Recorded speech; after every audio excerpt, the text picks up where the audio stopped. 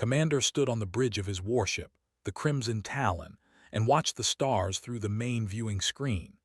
His four eyes moved slowly across the darkness, searching for any sign of movement. Behind him, his officers worked at their stations, the soft clicking of their claws against the controls filling the silence.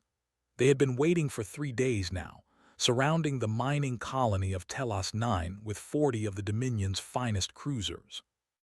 The colony floated in the void like a metal flower, its docking rings extending outward in 6 directions. Inside those rings lived 12,000 beings from a dozen different species. They had come here to mine the rare minerals that made faster-than-light travel possible. Now they were prisoners, held hostage by the fleet that surrounded them on all sides. "Commander," said his sensor officer, a young female named a ship has just emerged from hyperspace. It is small, very small. Turned to look at the tactical display. A single dot had appeared at the edge of the screen, moving slowly toward the blockade. He felt his neck scales rise in confusion. 1 ship against 40 cruisers. "What type of vessel?" he asked. "It appears to be a standard transport shuttle. No weapons detected, no shields. It is broadcasting a request to negotiate." A pause, checking her readings twice. "Commander, the ship is human." A low rumble of laughter spread across the bridge. Himself allowed a small hiss of amusement to escape his throat. The humans had been involved in this dispute from the beginning. They claimed that the mining rights belonged to the coalition that had originally built the station. The claim that ancient star charts proved the territory was theirs. Neither side had been willing to give ground. For 3 cycles now, the blockade had held firm. Other species had tried to intervene. They had sent a diplomatic fleet, but they had turned back when threatened to destroy them. They had offered to mediate, but their proposal had been rejected by high command. Even the Ancient had sent a message of concern, but words alone could not break a siege. And now the humans had sent a single shuttle. "Let them through," said, settling back into his command chair. "I want to see what kind of fool they have sent to die." The shuttle docked at the station 2 hours later. Had decided to meet this human himself, partly out of curiosity, and partly because he wanted to see the fear in their eyes when they realized how hopeless their situation was. He brought 6 of his best warriors with him, their armor polished to a mirror shine, their weapons visible at their sides. The airlock opened with a soft hiss. Had seen humans before, of course. They were common enough in this part of the galaxy, but he had never paid much attention to them. They were a young species, barely 2 centuries into space travel. Their ships were small, their weapons weak, their military forces laughable compared to the great powers of the galaxy. The human who stepped through the airlock was a female, average height, with brown skin and black hair pulled back from her face. She wore simple clothes, nothing that suggested rank or importance. She carried no weapons, no guards, nothing but a small data tablet tucked under her arm. "Commander," she said, her voice calm and steady. "My name is. I am a trade negotiator from the United Earth Coalition. Thank you for allowing me to dock." Looked down at her. She barely reached his chest. His warriors could have killed her in seconds. Yet she stood there smiling, as if she had come to a friendly dinner party instead of a military standoff. "You are a trade negotiator?" he asked. "Not a military officer, not a diplomat." "I negotiate trade agreements," she said. "Mostly shipping contracts, import duties, that sort of thing. Not very exciting, I'm afraid." One of his warriors made a sound of disgust. "The humans insult us," he growled. "They send a clerk to face the might of the Dominion." Smile did not waver. "I would not call it an insult. I would call it a different approach. You see, I don't think this situation requires soldiers. I think it requires someone who understands how things work." Felt something cold move through his stomach. It was not fear, exactly. More like the feeling he got when he noticed that an enemy had moved to a position he had not expected. He pushed the feeling aside. "What do you want, human?" he asked. "3 things," she said, holding up 3 fingers. "First, I would like to meet with administrator who runs this station. Second, I would like access to the station's public communication network. Third, I would like 48 hours." 48 hours for what? To work. She tilted her head slightly. "Those are my only requests. No weapons, no reinforcements, no tricks. Just a meeting, a network connection, and some time. What harm could one unarmed woman possibly do against 40 warships?" Considered the request. It was strange, certainly, but the human was right. What could she possibly do? She had no power here, no leverage, no cards to play. He had seen negotiations before. This one was already over before it began. "Very well," he said. "You have your 48 hours. But when that time is up, you will leave this station and tell your coalition that the Dominion does not surrender to clerks." "Thank you, Commander," bowed her head slightly. "I look forward to our next conversation." She walked past him into the station, her footsteps echoing in the metal corridor. Watched her go, that cold feeling still sitting in his stomach like a stone. He told himself it was nothing. She was nothing. Just a human with a data tablet and too much confidence. Over the next 2 days, his officers kept him informed of her activities. She met with administrator for 3 hours, asking questions about the station's operations. She sent messages through the communication network, dozens of them, to addresses across the quadrant. She walked the corridors of the station, talking to colonists, merchants, even the maintenance workers who kept the life support systems running. "What is she doing?" I asked during one of their briefings. Shook his head. "I do not know. She has reviewed shipping manifests, crew rotation schedules, supply contracts. She has asked questions about our culture, our traditions, our concept of." A's scales rippled with surprise. Why would a human care about the honor debt between warriors and those who provision them? "I do not know," repeated. And that uncertainty, he realized, was exactly what made him uncomfortable. He was a warrior. He understood force. He understood threats. He did not understand a woman who asked questions and smiled and waited. The 48 hours passed. Prepared himself for the final meeting, the one where he would tell this human to leave and never return. He had won. He had always been going to win. She had accomplished nothing. But when morning came on the 3rd day, he received a message from High Command. And everything changed. The message from High Command arrived at the worst possible time. Was in his quarters, preparing his armor for what he expected to be a simple dismissal of the human negotiator. The communication screen on his wall lit up with the seal of the Dominion, and he felt his scales tighten against his skin. Admiral or appeared on the screen. He was old, his scales faded to a dull gray, but his eyes still held the sharpness of a predator.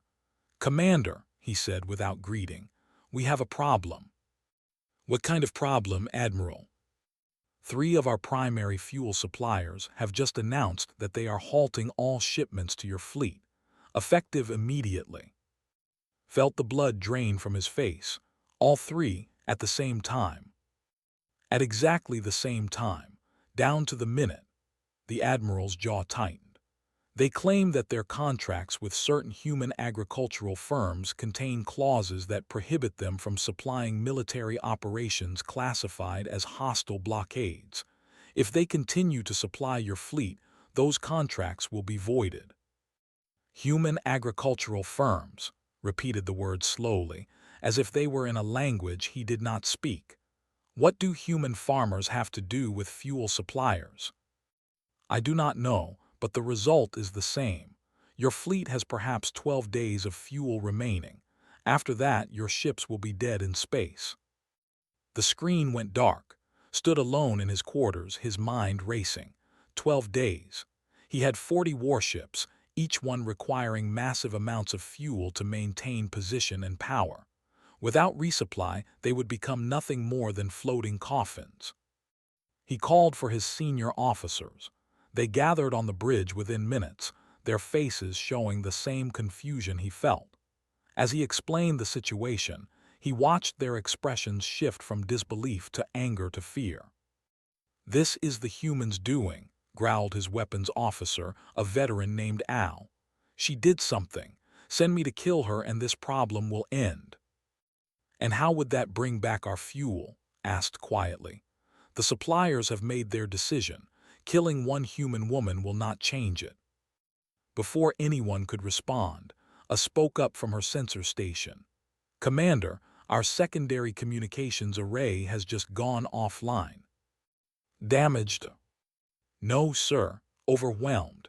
We are receiving thousands of personal messages, all directed at members of our crew.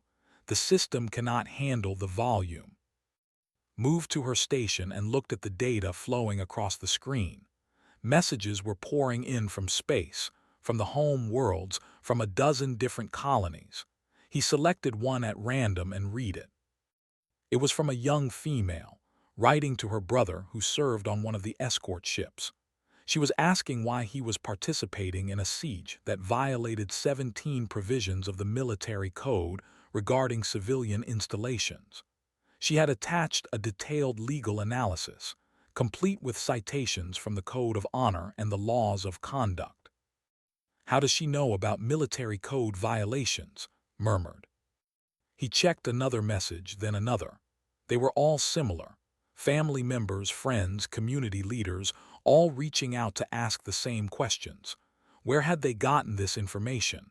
Who had told them that the blockade might be illegal?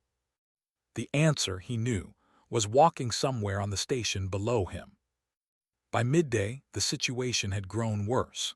His supply officer, a meticulous female named arrived on the bridge with a report that made his blood run cold. "Our food contractor has found irregularities in our payment processing," she said. "They are delaying all shipments until the matter is resolved." "What kind of irregularities?" I traced the problem back to its source. A's scales were pale with stress. "The banking consortium that handles our payments also handles cargo insurance for approximately 40% of all interstellar shipping. They have flagged our account for review." "A human banking consortium?" "Yes, Commander." Closed his eyes. He was beginning to see the shape of something he did not want to understand. The humans had not attacked his fleet. They had not threatened him. They had not even raised their voices. Instead, they had pulled strings he did not know existed, touched connections he had never thought to protect. He found himself thinking about the honor debt between warriors and those who kept them supplied. In culture, it was considered shameful to break such bonds. A warrior who could not feed his troops was not a warrior at all. And now, through no action of his own, those bonds were being severed one by one. "Commander," A's voice was hesitant. "The human woman has requested another meeting." Opened his eyes. "Send her to the main conference room. I will meet her alone." "Alone, sir? Is that wise?" "She has no weapons, Lieutenant, and I suspect that killing her would only make things worse." He found sitting at the conference table when he arrived. She had the same calm expression she had worn when they first met, the same slight smile that seemed to know more than it should. Her data tablet lay on the table in front of her, its screen dark. "Commander," she said, "thank you for seeing me." "What have you done?" His voice was flat, controlled, but he could feel the anger burning beneath his scales. "I have done nothing illegal," she said. "I sent messages. I asked questions. I reviewed publicly available information about shipping contracts and payment systems." She folded her hands on the table.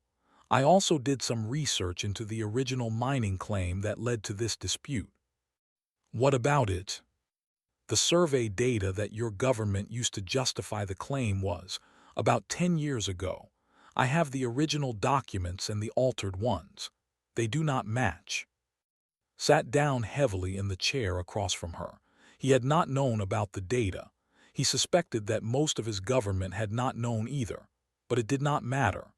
If this information became public, the entire justification for the blockade would collapse. "I have not released this information yet," continued. I do not want to embarrass your government unnecessarily, but I thought you should know what I have found. Why are you telling me this? Because I want you to understand what will happen if this blockade continues. She picked up her tablet and activated the screen. Let me show you. For the next hour, she walked him through a detailed projection of the next 30 days. She showed him which supply lines would fail and when. She showed him which crews would face violations as their provisions ran out. She showed him which officers would likely be recalled to face inquiries about the survey data. She never raised her voice. She did not threaten. She simply laid out the facts, one after another, like stones forming a path to a destination he could not avoid. You cannot win this, she said finally. Not because we are stronger than you. We are not. Not because we are smarter. We are probably about the same. You cannot win because the cost of winning is higher than anything you could gain. Stared at the table.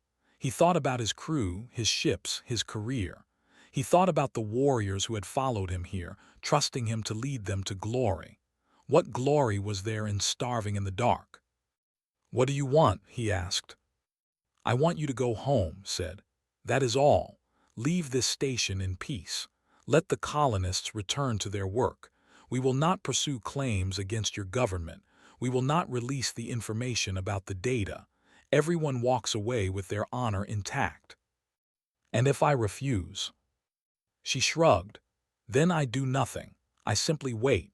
The situation will resolve itself in about 3 weeks when your fleet runs out of fuel and food.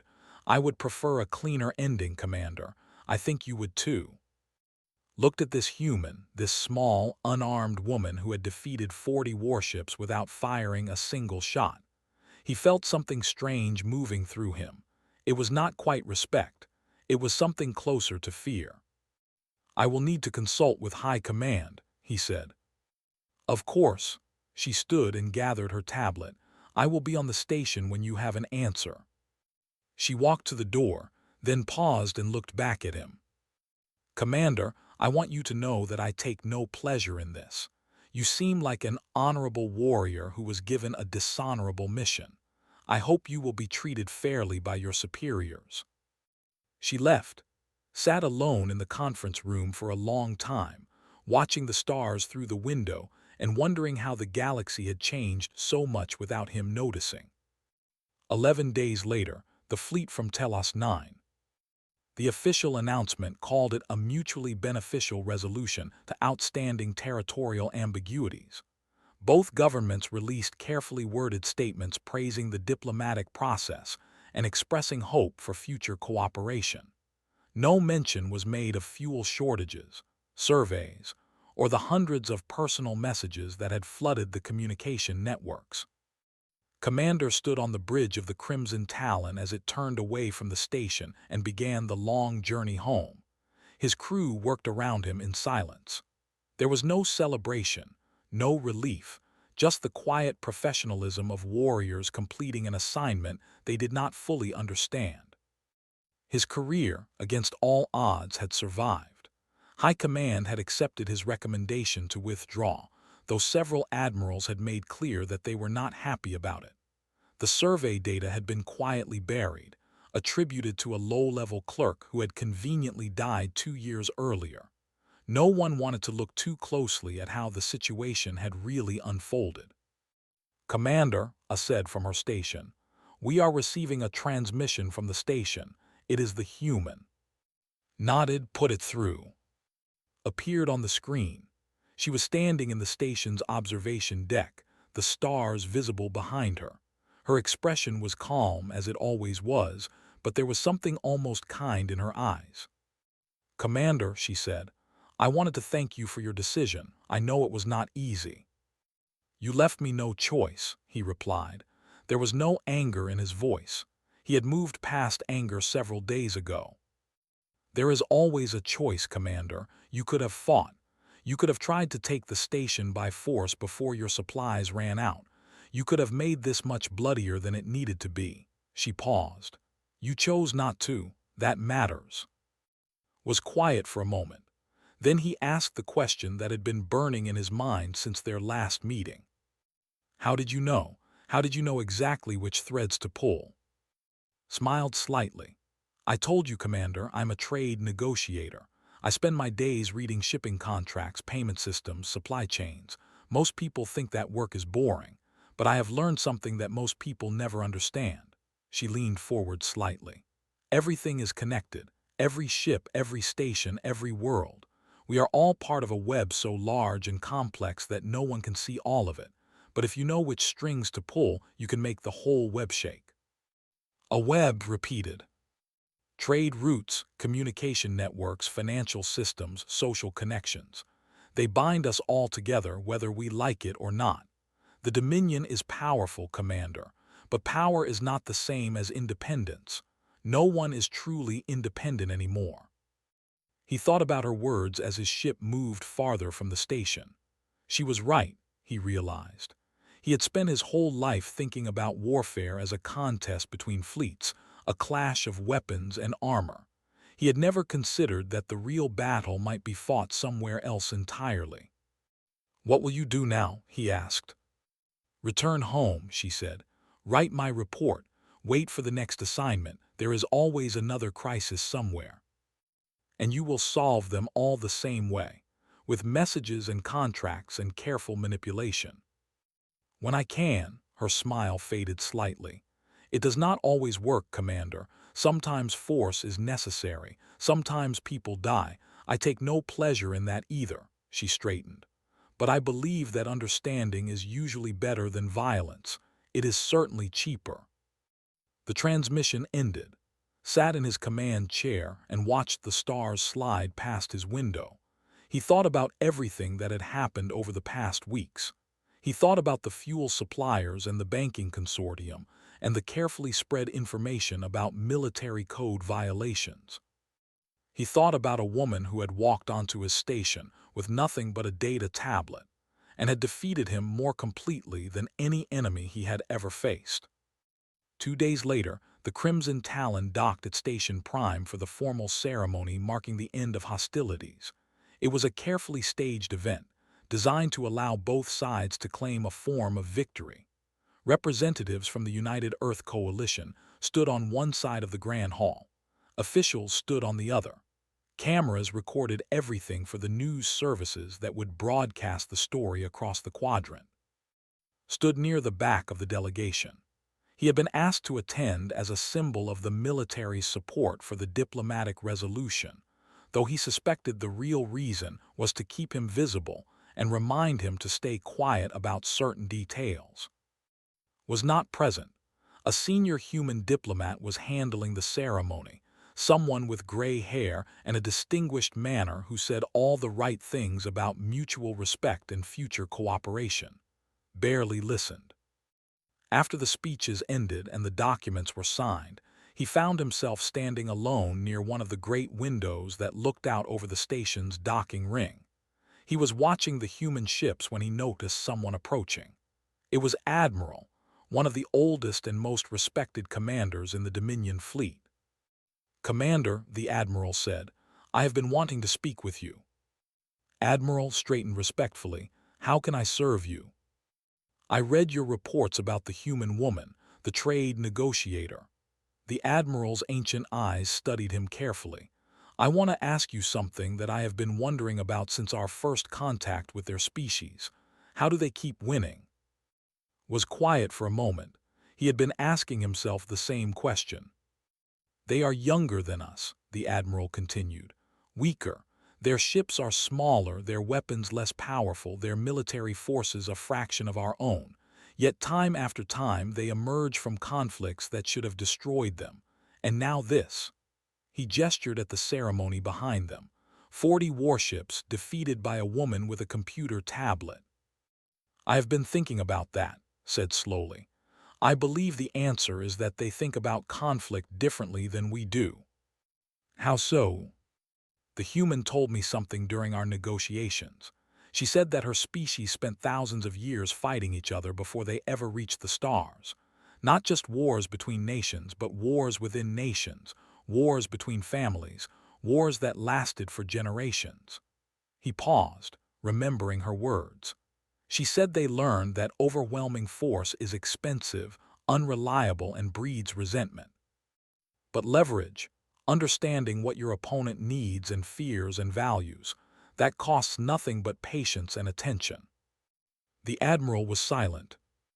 Every species in the galaxy is connected now, continued. By trade, by communication, by debts both financial and social. The humans understand that connection better than we do. They see the web, Admiral, and they know which threads to pull. And we do not see it. We see our ships, we see our weapons, we see our fleets, shook his head slowly. We do not see the supply chains that keep those fleets running. We do not see the financial systems that pay for our fuel. We do not see the social networks that connect our warriors to their families. The humans see all of it, and they use it. The Admiral stared out the window at the human ships. They were small, those vessels, compared to the massive cruisers that surrounded the station. But they were leaving with everything they came for, while the fleet retreated with nothing but their pride. "What do you think we should do?" the Admiral asked quietly. "Learn," said, "study them, not their weapons, not their ships, but their methods. They did not conquer us at Telos 9. They simply made conquest inconvenient." He turned to face the Admiral directly. "I believe that is their strategy, Admiral. They do not try to defeat enemies through strength. They try to make victory cost more than it is worth." "War as economics," the Admiral murmured. "War as economics conducted poorly," she told me. "The human woman." She said that was what war really is in the end, a failure to find a better solution. The Admiral was quiet for a long time. Then he nodded slowly and walked away, leaving alone at the window. The human ships began to undock from the station, their engines glowing blue against the darkness. Watched them go. In one of those ships, he knew, was probably already working on her next assignment. Another crisis somewhere, another web of connections to understand and manipulate. He felt something he had not expected to feel. It was not quite fear, though there was fear in it. It was not quite respect, though there was respect in it. It was something new, something he did not have a word for in his own language. Perhaps, he thought, it was wisdom. The wisdom to know that the galaxy had changed and that the old ways were no longer enough. The wisdom to see that a species could be dangerous without being violent, powerful without being aggressive. The humans had not conquered anything today. They had simply made conquest impossible, and as watched their ships disappear into the darkness, he understood that this was perhaps the most frightening form of power in the universe. Not the power to destroy. The power to make destruction unnecessary. He turned away from the window and walked back to his ship, already thinking about what he would write in his final report. The admirals might not listen. The politicians might not care. But somewhere, he hoped, someone would read his words and understand what the humans had taught him. That the best weapon is the one you never have to use. And the best victory is the one your enemy never sees coming. The end.